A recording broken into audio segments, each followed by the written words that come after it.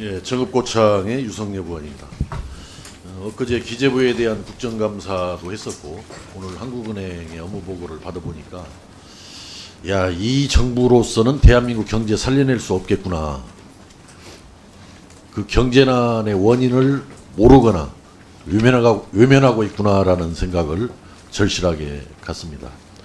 지금 우리나라 잠재 성장률이 얼마입니까? 저희들이 한 2.89%로 2.8이나 2.9%.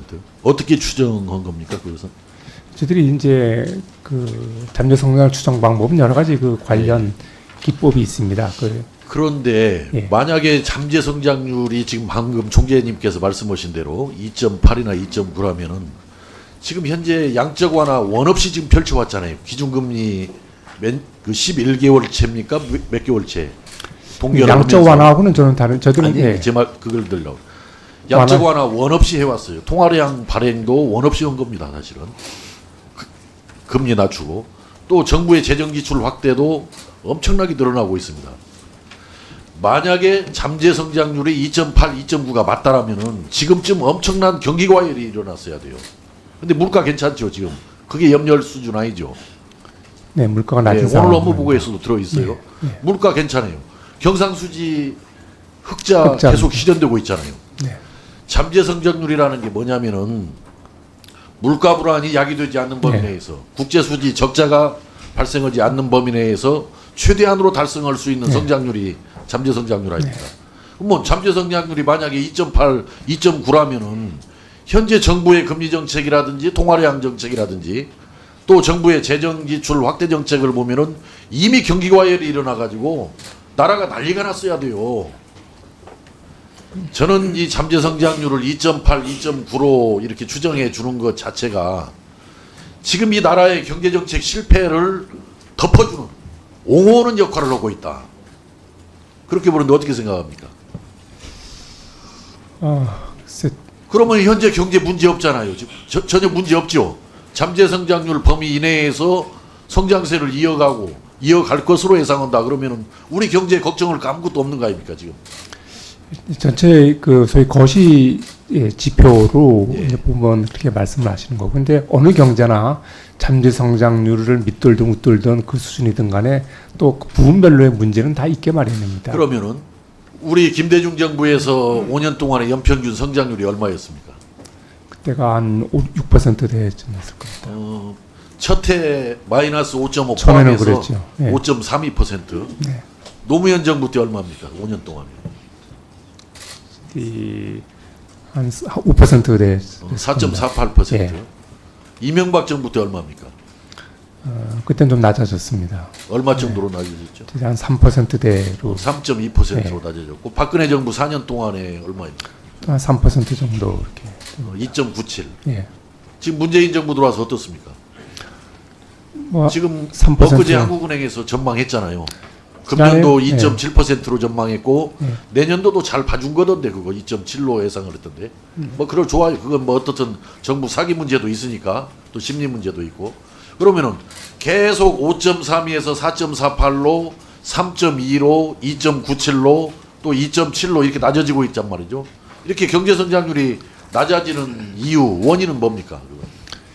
사실상 그게 이제 저희 잠재 성장률 개념을 저희들이 그러면 잠재 성장률이 그렇게 쭉 내려온 겁니까? 잠재 성장률이 지속적으로 하락하고 있습니다. 사실상 경제 발전 단계가 성숙된다든가 자본 축적이 어느 정도 되고 그런 상황이 되면 또 인구 노동력 증가가 잠재 성장률을 높일 수 있는 방법은 없습니까? 그러면은 잠재 성장률 그저 주어지는 것입니까? 잠재 성장률 아닙니다. 잠재 성장률을 그 어떻게 보면 추세적으로 하락이 불가피한데 그나마 좀 저는 정말 이 잠재 성장률을 2.8, 2.9로 보는 것 자체가 우리 경제 현실을 제대로 보지 못하게 만들고 있다. 그래서 이 잘못된 경제 정책들을 그대로 그냥 반성 없이 시행해 나가도록 방임하고 있는 것이다. 이렇게 말씀을 드리면서 금리 동결을 하고 있는데 그날 뭐 이제 금융통화위원회 열었을 거 아닙니까? 18일 날. 네. 왜 그 올리지 말자라고 그대로 동결하자라는 주된 이유가 몇 가지입니까? 뭡니까? 그것은 지금 우리 경제의 성장이나 물가에 영향을 줄 만한 리스크 요인이 지금 한층 지금 고조되어 있는 상태입니다. 사실상 어떻게 보면 그러니까 제가 볼 때는 딱 두 가지예요. 뭐 속기로 보나마 하나 뻔합니다. 뭐냐면은 동결하자라는 주장에 저는 두 가지 이유가 주로 있을 거라고 보는데, 첫째 경기 부진. 아까 불확실성이라는 표현을 썼지만은 경기 부진이 상황이 되기 때문에 동결하자. 또 하나 가계 대출, 가계 부채에 대한 부담을 우려하지 않을 수가 없다. 이 두 가지 이유 아닙니까? 근데 이제 뭡니까 그거? 왜 동결했습니까? 첫 번째, 지금 현재 미국과 금리 격차가 계속 벌어지고 예. 앞으로도 더 벌어질 것으로 저희들이 예상을 해서 많은 이제 부작용을 금리 우려하는데, 결정할 때는 가장 저도 중요하게 보는 게 경기와 물가인데, 경기와 물가의 흐름을 그래도 좀 조금 더 지켜볼 필요가 그래서 있다. 제가 볼 이렇게. 때는 이게 동결할 만큼 동결했어요. 왜 그러냐면은 저는 뭐 높이자 낮이자 어느 것이 뭐 옳다라는 이야기가 아니라 미국과 금리 격차 심각한 문제 또 이야기하는 거 아닙니까? 그러니까 경기 부진은 이런 양적 완화 가지고 경기 부진을 벗어나려고 노력해서는 안 되고, 경기 부진을 초래한 진짜 원인을 찾아가지고 그걸 고쳐나가는 것이 경기 부진에 대한 대책이지, 통화 정책으로 한계가 있습니다. 이 경기 부진을 해소하는데. 두 번째, 가계부채 지금 영향을 아마 우려해서들 그러는 것 같아요. 근데 지금 현재 우리 시중은행에서 금리 운용을 기준금리 플러스 가상금리로 하고 있잖아요. 그 가상금리에서 시중은행에 이익이 발생하는 거죠. 제가 자료를 조사해 보니까 KB, 신한, 하나, 우리은행 4대 금융그룹이 올 상반기에만 합계 6조 원의 이익을 발생시켰습니다.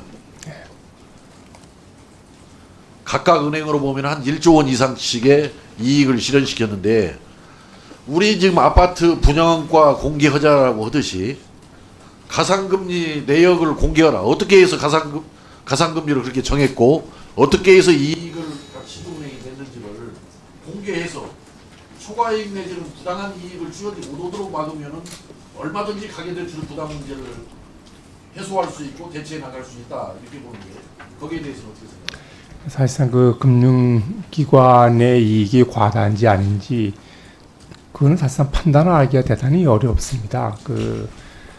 그래서 아파트 분양과 공개 못 오겠다라는 건 같은 논리입니다. 그래서 그렇게 되면은 이제 물론 의원님의 그렇게 말씀하는 취지는 저는 이해는 합니다만, 또 그 외에 그것이 몰고 올 또 부작용도 분명히 있습니다. 모든 네. 부작용이 있는데 네. 정의나 가계부채, 가계부담이 우려가 된다면 네. 저 시중은행들이 부당하게 초과이익을 취할 수 없도록 가상금리를 산정하는 것을 막아주면 됩니다. 그래서 정부에서 그 가상금리의 적정성은 좀 그 감시를 하고 있는 걸로 알고 있습니다. 그렇지만 어떤 구체적으로 뭐 기준을 정해가지고 얼마 이상은 안 돼도 되고 이익이 말이죠. 그렇게 하는 것은 그건 쉽지 않은 문제라고 생각하고. 시간이 지났으니까 예. 보충적인 드리겠습니다. 예, 나중에 또 추가 질의하시죠. 금리 동결만 매달리지 마시고 경기 부진에 대한 대책을 별도로 잘 찾아내면서, 또 가계부채에 대한 대책도 별도로 잘 찾아가면서 적정 금리를 유지해가는 것을 필수적이다. 네. 예, 네. 유념하겠습니다. 네, 유승엽 의원님 수고하셨습니다. 다음 정교환은 나경원 의원님 질의하시겠습니다. 네, 네, 지금 자료 요구요? 네, 네.